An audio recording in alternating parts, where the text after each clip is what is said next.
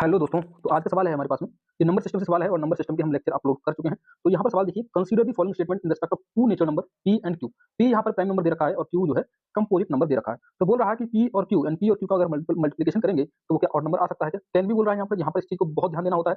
q by p can be a prime number and p plus q can be a prime number. देखिए, अगर 10 वाले cases में अगर मान के लिए आप फंस रहे हैं तो मोस्टली करेक्ट होते हैं। आप सी सेट में भी ये चीजें अप्लाई हुआ करती हैं, जैसे कि यूपीएससी के प्री एग्जाम में होती है तो यहाँ पर भी अप्लाई हुआ करती हैं। वैसे तो मैं D1 2 3 कर सकता हूँ, लेकिन ये एक तुक्का है और कुछ भी नहीं है। तो मैं करूँगा कैसे, इसको सॉल्व करने की कोशिश करेंगे। तो यहाँ पर प्रॉपर्टी याद नहीं है तो कोई बात नहीं, आपको पता होना चाहिए प्राइम नंबर क्या होते हैं और कंपोजिट नंबर क्या हुआ करते हैं। तो प्राइम नंबर वो नंबर हुआ करते हैं जिनके ये दो फैक्टर हो, सिर्फ एक अपना एक फैक्टर हो और एक वो खुद उनका फैक्टर हो। मतलब 2 3 5 7 11 13 इनके दो से ज्यादा फैक्टर नहीं होते हैं या फिर सिर्फ दो फैक्टर होते हैं, दो फैक्टर हुआ करते हैं।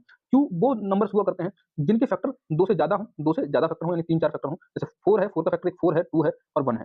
तो ये फैक्टर है, यानी ये कंपोजिट नंबर है। तो प्राइम नंबर और कंपोजिट नंबर का अगर आपको कांसेप्ट पता है तो आप निकाल ले जाएंगे। जैसे p और q का multiplication can be odd number बोल रहा है, तो ऑड नंबर कैसे आ सकता है दोस्तों? तो p और q ऑड नंबर है एंड p और q का मल्टीप्लिकेशन ऑड नंबर है। तो कहीं पर भी कुछ भी करके देख लीजिए। जैसे 2p अगर मैं करके देखता हूँ, 2 की तो मल्टीप्लाई में अगर इससे किसी से करूंगा तो मेरे पास इवन नंबर ही आएगा। मुझे ऑड चाहिए तो 3 की कर लेता हूँ, और 3 4 12, 3 6 और 3 9 देखिए, 3 into 9 कीजिएगा तो यहाँ पर 3 क्या है, प्राइम नंबर है, और 9 क्या है, कंपोजिट नंबर है। और अगर इनको मैं मल्टीप्लाई करूंगा तो हमारे पास 27 आ जाया करता है, जो कि एक ऑड नंबर हुआ करता है। तो ऑड नंबर ये वाली बात सही है। q by p can be prime number. तो q बाई p यानी q and composite divided prime में कर दूं तो मेरे पास में क्या आना चाहिए, प्राइम नंबर आना चाहिए। तो कंपोजिट क्या नंबर है, कंपोजिट में एक नंबर ले लेता हूँ, ये 4 ले लेता हूँ, 4 एक कंपोजिट नंबर है, और प्राइम नंबर 2 ले लेता हूँ। तो 2 से 2 करूंगा तो 2 एक प्राइम नंबर आ रहा है, यानी ये वाली बात भी सही निकल कर आ जाया करती है। p plus q can be prime number. तो p plus q can be prime number.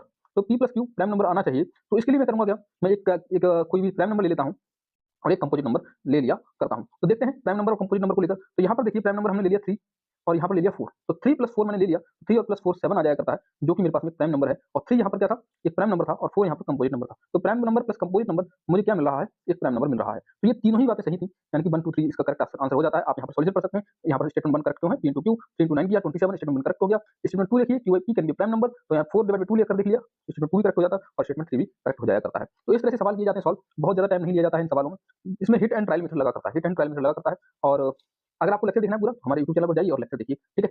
Okay, मिलते हैं नेक्स्ट लेक्चर में।